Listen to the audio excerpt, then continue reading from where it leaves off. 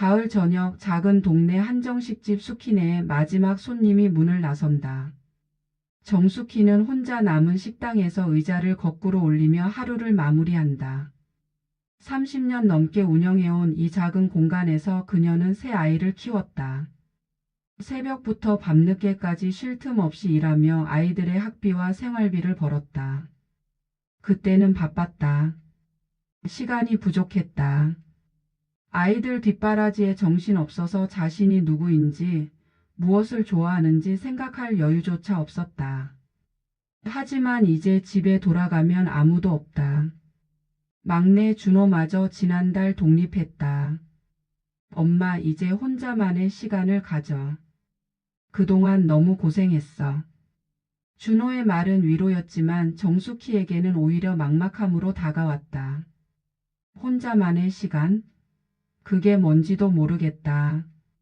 집으로 향하는 골목길 가로등 불빛 아래 정숙희의 그림자가 길게 늘어진다. 집 앞에 서서 열쇠를 꺼내는 그녀의 손이 미세하게 떨린다. 문을 열면 맞이할 정적이 두렵다. 현관문을 열자 어둠 속에서 냉장고 소리만 웅웅거린다. 거실 전등을 켜니 텅 빈 식탁이 보인다. 습관처럼 4명분의 그릇을 꺼내다가 멈춘다. 이제는 하나면 된다. 냉장고에서 김치찌개 재료를 꺼낸다. 김치, 돼지고기, 두부. 언제나 4명이 먹을 분량으로 만들었던 음식을 혼자 먹기 위해서는 얼마나 만들어야 할까. 작은 냄비에 김치를 볶으며 정숙희는 문득 자신이 김치찌개를 좋아하는지도 모르겠다는 생각이 든다. 그저 아이들이 좋아해서 남편이 좋아해서 만들었던 것은 아니었을까. 혼자 먹는 저녁상에 앉아 젓가락을 들다가 눈물이 난다. 이 적막함이 외로움인지 해방감인지 구분이 안 된다. 그때 창밖으로 누군가 지나가는 소리가 들린다.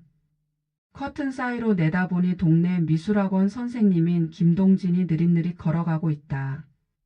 몇 년째 식당에 오는 단골 손님이지만 인사 외에는 별다른 대화를 나눈 적이 없다. 항상 혼자 와서 조용히 식사를 마치고 가는 사람. 그도 혼자구나 하는 생각이 든다. 정숙희는 김치찌개를 한 숟가락 떠서 입에 넣는다. 여전히 맛있다. 하지만 왜인지 모르게 밍밍하다. 아이들이 엄마 김치찌개가 세상에서 제일 맛있어라고 말하던 그 김치찌개와 같은 재료, 같은 방법으로 만들었는데 뭔가 다르다. 아, 이제 알겠다. 맛이 변한 게 아니라 먹는 사람이 달라진 것이다. 함께 먹을 사람들이 없으니 음식도 쓸쓸해진 것이다. 일주일 후 점심시간 김동진이 평소처럼 수키네에 들어선다. 그는 언제나 창가 자리에 앉아 조용히 식사를 한다. 정숙희는 그가 특별히 말수가 적고 무뚝뚝한 사람이라고 생각했다. 하지만 오늘따라 그의 옆에 놓인 가방에서 스케치북이 삐죽 나와 있는 게 보인다. 미술 선생님이니까 당연한 거겠지만 왠지 궁금해진다. 동진은 평소처럼 묵묵히 식사를 마치고 자리에서 일어난다. 계산을 하고 인사를 나눈 후 나가려는데 정숙희가 선생님 가방하고 부른다. 동진이 돌아보니 의자 옆에 가방이 그대로 있다. 아, 감사합니다. 그는 가방을 들고 나간다. 하지만 몇 분 후 정숙희가 테이블을 정리하다가 의자 밑에서 스케치북을 발견한다. 가방에서 떨어진 모양이다. 저녁이 되어도 김동진은 스케치북을 찾으러 오지 않는다. 정숙희는 스케치북을 카운터에 올려두고 기다린다. 마감 시간이 되어도 나타나지 않자 집에 가져간다. 거실 테이블에 스케치북을 올려두고 보니 표지가 조금 열려 있다. 궁금하지만 남의 물건을 함부로 볼 수는 없다는 생각에 그대로 둔다. 하지만 밤늦게 잠이 오지 않아 거실로 나온 정숙희의 시선이 자꾸 스케치북으로 간다. 바람에 표지가 더 열려서 안쪽 그림이 조금 보인다. 결국 참지 못하고 조심스럽게 펼쳐본다. 첫 페이지에는 동네 골목길이 그려져 있다. 정숙희가 매일 걷는 그 길인데 그림으로 보니 이렇게 아름다운 곳이었나 싶다. 담장 너머로 피어오르는 연기, 가로등 불빛, 고양이가 앉아있는 담벼락까지 세밀하게 그려져 있다. 다음 페이지를 넘기니 꽃 그림들이 나온다. 장미, 코스모스, 국화, 해바라기. 각각의 꽃들이 살아있는 것처럼 생생하다. 특히 시들어가는 꽃잎까지도 아름답게 표현되어 있다. 정숙희는 그림에 대해 잘 모르지만 이 그림들에서 뭔가 따뜻한 마음이 느껴진다. 무뚝뚝하고 차가워 보였던 김동진의 내면에 이런 섬세한 감성이 숨어 있었다니. 마지막 페이지 근처에는 여자의 뒷모습이 그려져 있다. 앞치마를 두르고 식당에서 일하는 모습인데 왠지 낯익다. 혹시 이게 자신인가 싶어서 자세히 보니 정말 그렇다. 언제 자신을 그린 걸까? 그림 속의 자신은 생각보다 단정하고 우아해 보인다. 항상 거울에서 보던 지친 자신의 모습과는 달랐다. 정숙희는 스케치북을 덮고 깊은 한숨을 쉰다. 이 그림들을 그린 사람이 자신이 알던 그 무뚝뚝한 김동진과 같은 사람일까? 갑자기 그를 다시 보고 싶어진다. 하지만 내일 그가 스케치북을 찾으러 오면 자신이 몰래 들여다봤다는 걸 들킬까봐 걱정된다. 그래도 이 아름다운 그림들을 본 것은 행운이었다. 오랜만에 마음 한구석이 따뜻해지는 기분이다. 다음 날 아침 정숙희는 스케치북을 들고 김동진의 집을 찾아간다. 동네에서 몇 년째 보아왔지만 그의 집에 가는 것은 처음이다. 문 앞에 서서 벨을 누르려니 괜히 떨린다. 누구세요? 저 인터폰에서 동진의 목소리가 들린다. 숙희네 식당 사장입니다. 스케치북을 찾으러 오셨을 것 같아서요. 잠시 후 문이 열린다. 김동진은 멋쩍은 표정으로 문을 열어준다. 죄송합니다. 어제 급한 일이 있어서 찾으러 가지 못했어요. 괜찮습니다.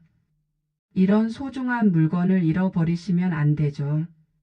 정숙희가 스케치북을 내밀며 말한다. 동진은 고개를 숙여 감사 인사를 하려는데 정숙희가 말한다.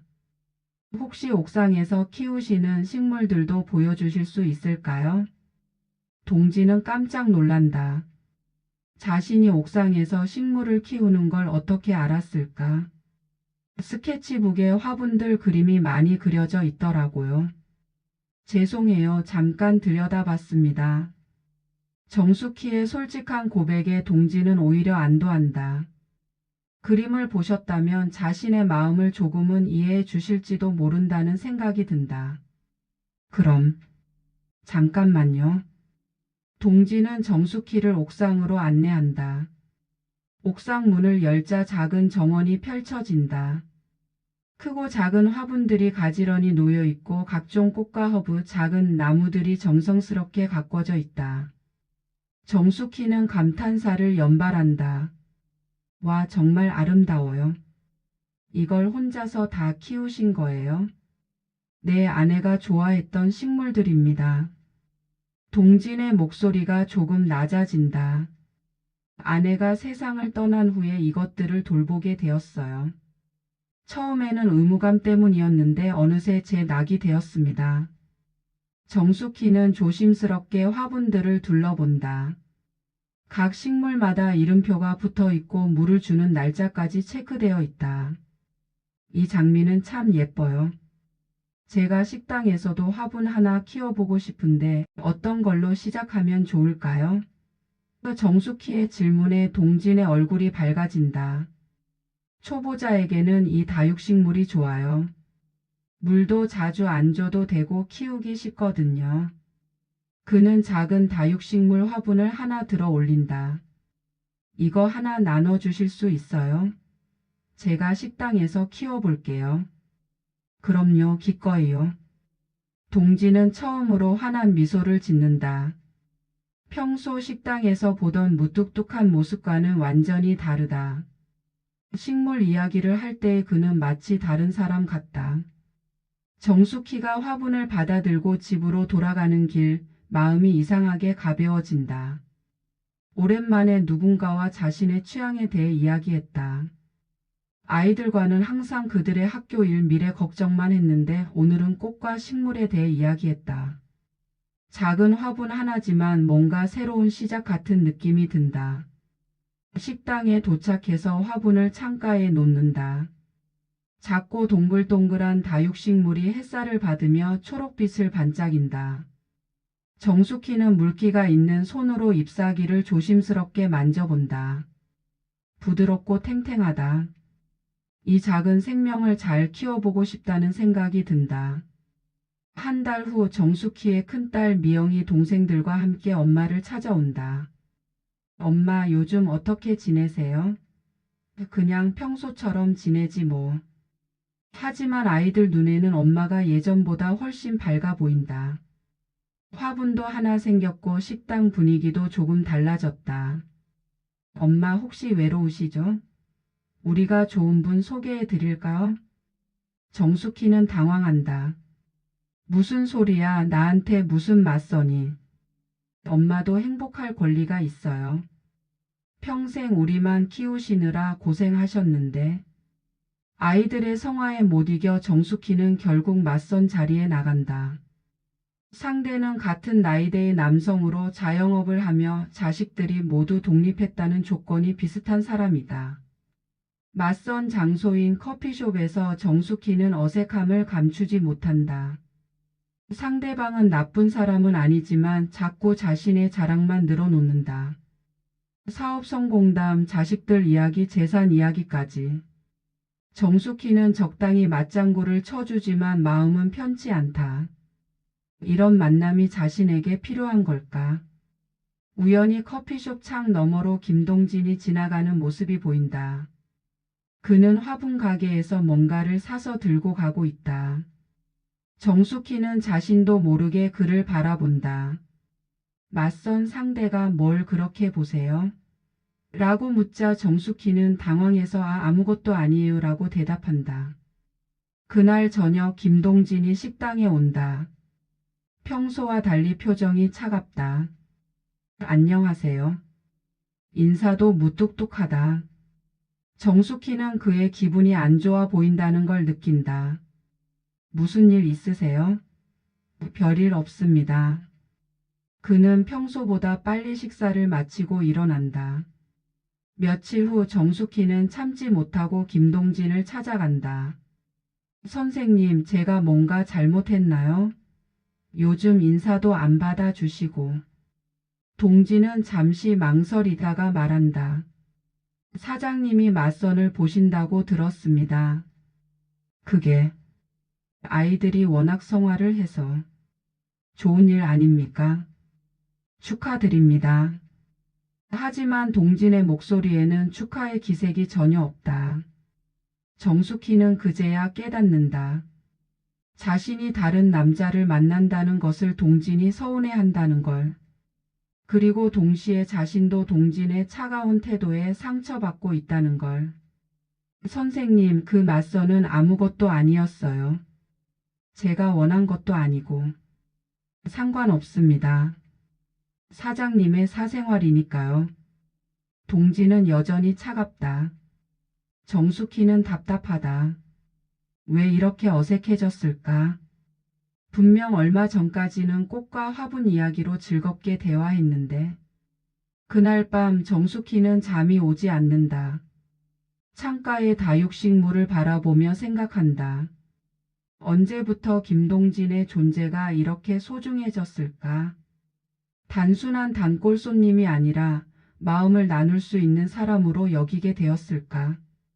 그리고 그도 혹시 자신에게 비슷한 감정을 느끼고 있는 건 아닐까?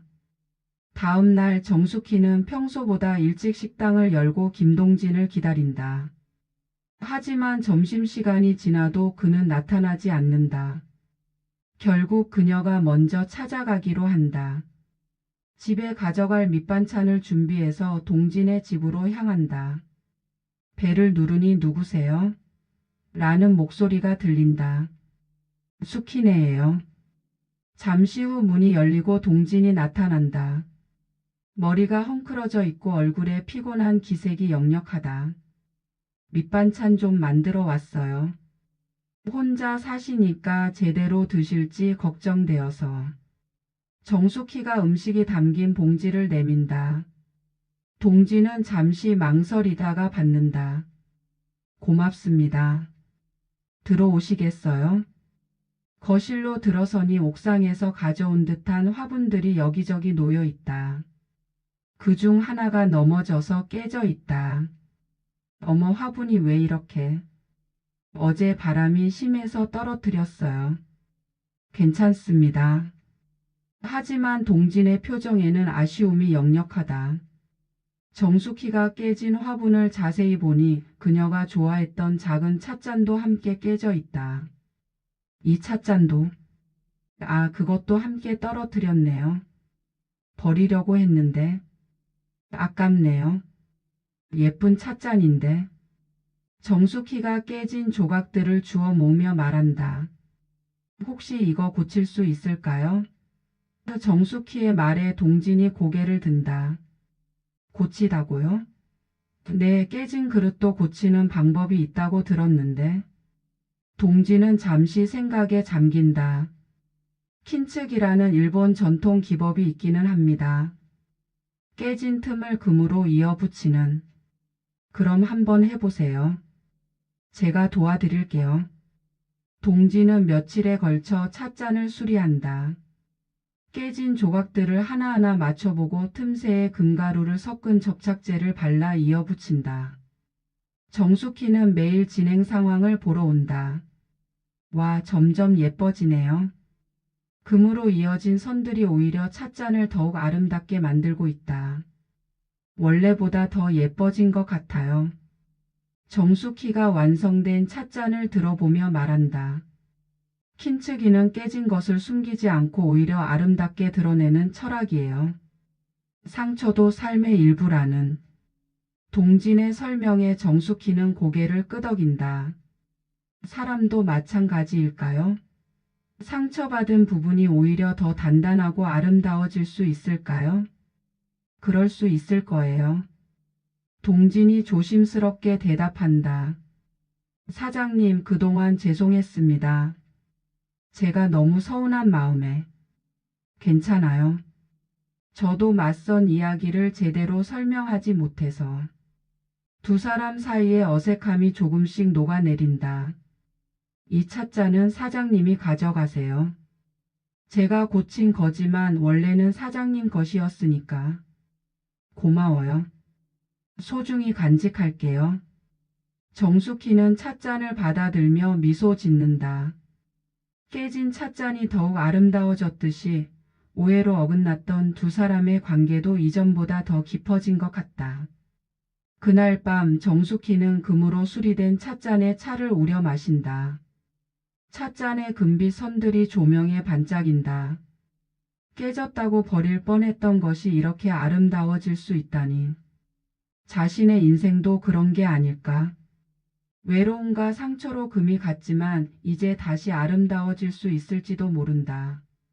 며칠 후 김동진이 정숙희에게 조심스럽게 제안한다. 혹시 시간 되시면 미술관 구경 한번 같이 가실래요? 정숙희는 깜짝 놀란다. 미술관이라니. 평생 그런 곳에 가본 적이 없다. 저는 미술을 잘 몰라서. 괜찮아요. 그냥 구경만 하는 거예요. 부담 갖지 마세요. 토요일 오후 정숙희는 오랜만에 평소보다 신경 써서 옷을 입는다. 거울 앞에 서니 어색하다. 언제부터 이렇게 꾸미는 걸 잊고 살았을까? 약속 장소인 지하철역에서 동진을 만나니 그도 평소보다 단정하게 차려입고 있다. 안녕하세요. 네, 안녕하세요. 둘 다 어색하다. 미술관에 도착해서 입구에 서니 정숙희는 위축된다.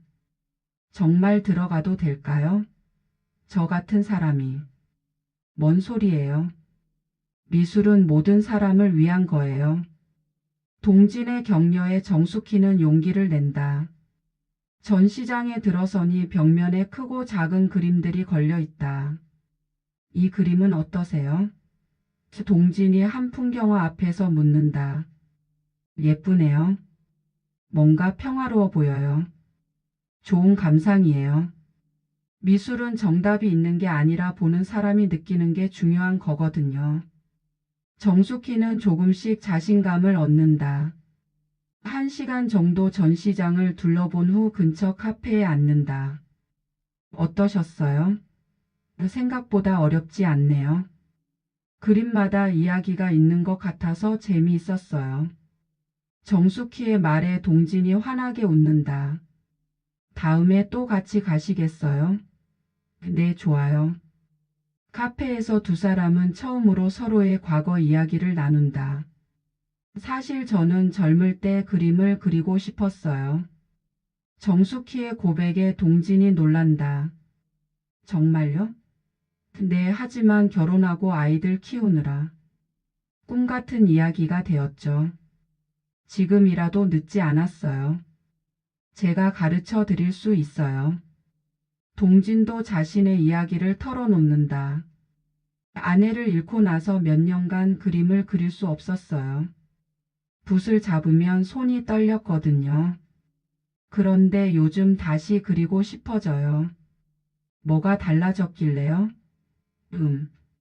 예쁜 모델이 생겼거든요. 동진이 수줍게 웃으며 정숙희를 바라본다. 정숙희는 얼굴이 빨개진다. 이런 말을 들어본 게 언제였을까? 남편과도 이렇게 설레는 대화를 나눈 적이 있었나? 선생님, 농담이시죠? 진심입니다. 동진의 진지한 표정에 정숙희는 더욱 당황한다.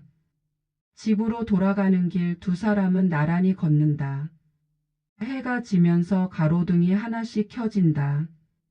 오늘 정말 즐거웠어요. 정숙희가 먼저 말한다. 저도요. 오랜만에 웃었네요. 동진의 대답에 정숙희는 고개를 돌려 그를 바라본다. 웃는 그의 모습이 평소보다 훨씬 젊어 보인다. 정숙희의 집 앞에 도착했을 때 동진이 말한다. 사장님, 죄송한데 혹시 제가 사장님을 좋아한다고 말씀드려도 될까요? 갑작스러운 고백에 정숙희는 멈춰선다. 선생님, 대답은 안 하셔도 돼요. 그냥 제 마음을 알려드리고 싶었어요. 그날 밤 정숙희는 잠이 오지 않는다. 김동진의 고백이 계속 머릿속을 맴돈다. 좋아한다는 말을 들어본 게 정말 오랜만이다. 아니, 어쩌면 처음일지도 모른다. 결혼할 때도 사랑보다는 조건을 따져서 만났던 것 같다. 하지만 지금 이 나이에 사랑이라니. 거울 앞에 서서 자신을 바라본다. 주름진 얼굴, 거친 손, 허리도 구부정하다. 이런 자신을 누가 좋아한다는 걸까? 하지만 오늘 미술관에서 카페에서 동진과 함께 있을 때만큼은 자신이 한 사람의 여성이라는 걸 느꼈다. 엄마도 사장도 아닌 그냥 정숙희라는 한 사람으로서. 일주일 후 정숙희의 아이들이 다시 식당에 모인다. 엄마, 요즘 뭔가 다르시네요. 큰딸 미영이 말한다. 뭐가 달라? 표정이 밝아지셨어요. 그리고 미영은 식당 한쪽에 놓인 화분과 그림을 가리킨다. 이런 것들도 생겼고. 둘째 아들 성민이 그림을 자세히 본다. 이거 누가 그린 거예요? 동네 미술 선생님이 그려주신 거야. 정숙희가 대답한다. 미술 선생님? 막내 준호가 눈썹을 치켜 올린다. 혹시 엄마랑 뭔가 있으신 거 아니에요? 무슨 소리야? 하지만 정숙희의 얼굴이 살짝 붉어진다. 아이들은 서로 눈짓을 주고받는다. 뭔가 수상하다. 엄마, 혹시 그분과 자주 만나세요? 미영이 조심스럽게 묻는다. 가끔 인사하고 그러지 뭐. 인사만요? 성민이 의심스러운 표정이다. 미술관도 같이 가고 그런 거 아니에요? 결국 정숙희는 아이들에게 김동진과의 관계를 털어놓는다. 그분이 좋은 분이야. 혼자 사시면서도 식물도 잘 키우시고 그림도 잘 그리시고. 아이들의 반응은 복잡하다. 엄마가 행복하시면 우리도 좋아요. 미영이 말하지만 목소리에 걱정이 섞여 있다. 하지만 엄마, 그분에 대해서 우리가 뭘 알아요? 어떤 사람인지, 진심인지. 성민의 우려에 준호도 고개를 끄덕인다. 맞아요. 혹시 엄마를 이용하려는 건 아닐까요? 아이들의 걱정에 정숙희는 마음이 복잡해진다. 며칠 후 김동진도 비슷한 상황을 겪는다. 서울에 살던 그의 딸 은주가 갑자기 찾아온다. 아버지, 요즘 어떻게 지내세요? 그냥 평소처럼. 그런데 동네 사람들이 아버지가 식당 사장님과 자주 다니신다고 하던데. 동진은 딸에게 정숙희와의 관계를 설명한다. 좋은 분이야. 혼자 식당도 운영하시고 자식들도 잘 키우셨고. 아버지, 엄마 돌아가신 지 얼마나 됐다고. 은주의 목소리가 높아진다. 엄마를 잊으시는 거예요? 엄마를 잊는 게 아니야. 하지만 난 아직 살아있고 외롭단 말이야. 동진의 솔직한 고백에 은주는 말을 잇지 못한다. 그분이 아버지를 진심으로 좋아하시는 건지 어떻게 알아요? 혹시 돈이나 집 때문에 접근하는 건 아닐까요? 양쪽 자식들의 걱정과 반대에 정숙희와 동진은 만나기 어려워진다. 서로에 대한 마음은 확실하지만 자식들을 걱정시키고 싶지 않다. 며칠간 연락도 하지 못하고 지낸다. 결국 정숙희가 결심한다. 아이들을 다시 불러 모은다. 얘들아, 엄마가 할 말이 있어. 아이들이 진지한 표정으로 앉는다. 엄마는 평생 너희들을 위해서 살았어. 그것도 행복했고 후회하지 않아. 하지만 이제 엄마도 엄마 자신으로 살고 싶어. 엄마. 너희들이 각자 행복하게 사는 걸 보는 게 엄마에게는 가장 큰 기쁨이야. 그런데 너희들도 엄마가 행복한 걸 기뻐해 줄 수 있을까? 정숙희의 진심 어린 말에 아이들은 조용해진다. 동진 선생님은 정말 좋은 분이야. 너희들을 대신하려는 것도 아니고 엄마의 재산에 관심이 있는 것도 아니야. 그냥 서로 외로운 사람끼리 의지하며 살고 싶은 거야. 미영이 먼저 입을 연다. 엄마가 행복하시면 우리도 좋아요. 성민과 준호도 고개를 끄덕인다. 가을이 깊어가는 어느 날 정숙희와 김동진은 동네 공원을 산책한다. 단풍이 물든 나무들 사이로 석양이 비친다. 자식들이 이해해줘서 다행이에요. 정숙희가 말한다. 네, 처음에는 걱정했지만 결국 우리 마음을 받아들여 주더라고요. 벤치에 앉아 노을을 바라보는 두 사람. 사장님 아니. 숙희 씨. 동진이 처음으로 정숙희의 이름을 부른다. 네? 제가 그림 하나 그려왔어요. 동진이 작은 캔버스를 꺼낸다. 그 안에는 정숙희가 식당에서 일하는 모습이 그려져 있다. 하지만 이번에는 뒷모습이 아니라 환하게 웃는 얼굴이다. 어머, 이게 저예요? 네, 요즘 숙희 씨 모습이에요. 예전보다 훨씬 밝아 보이세요. 정숙희는 그림을 받아들고 감동한다. 정말 고마워요. 소중히 간직할게요. 식당에 걸어두시면 어때요? 손님들도 보시고. 다음 날 정숙희는 그림을 식당 가장 잘 보이는 곳에 건다. 손님들이 사장님을 그린 거예요? 라고 묻는다. 네, 지인분이 그려주셨어요. 그럴 때마다 정숙희는 수줍게 웃는다. 김동진도 변했다. 미술학원에서 학생들을 가르칠 때 예전보다 더 밝고 적극적이다. 선생님, 요즘 기분이 좋아 보이세요? 한 학생이 말한다. 그런가? 좋은 일이 생겼거든. 동진이 웃으며 대답한다. 저녁이면 두 사람은 자주 함께 시간을 보낸다. 옥상 정원을 가꾸기도 하고 동네를 산책하기도 한다.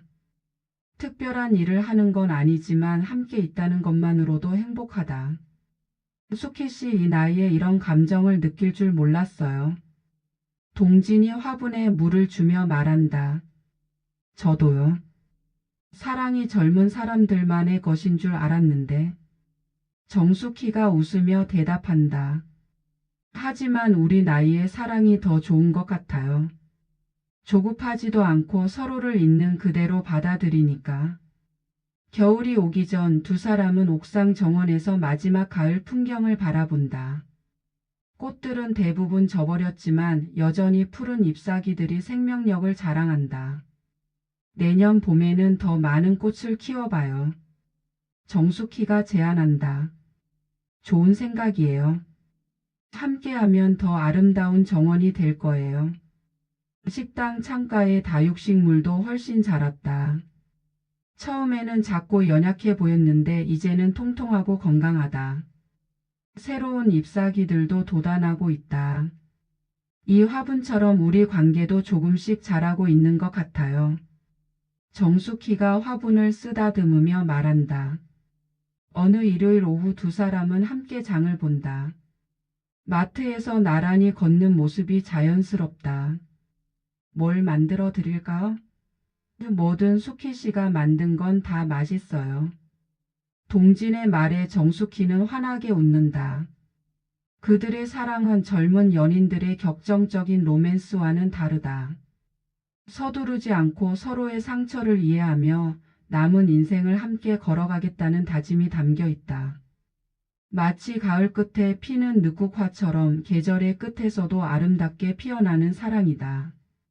저녁 노을이 지는 식당에서 정숙희는 마지막 손님을 배웅한다. 벽에 걸린 자신의 그림을 바라보며 미소 짓는다. 그림 속의 자신은 정말 행복해 보인다. 그리고 그것은 그림이 아니라 현실이다. 창밖으로 김동진이 걸어오는 모습이 보인다. 손에는 작은 화분을 들고 있다. 아마 새로운 식물을 가져오는 모양이다. 정숙희는 앞치마를 정리하고 그를 맞이할 준비를 한다. 오늘도 함께 저녁을 먹고 꽃 이야기를 하며 소소한 일상을 나눌 것이다. 인생의 가을에 접어든 두 사람에게 찾아온 새로운 계절. 그들의 사랑은 화려한 봄꽃 같지는 않지만 깊은 뿌리를 내리고 오래도록 피어날 것이다. 다시 피는 꽃처럼.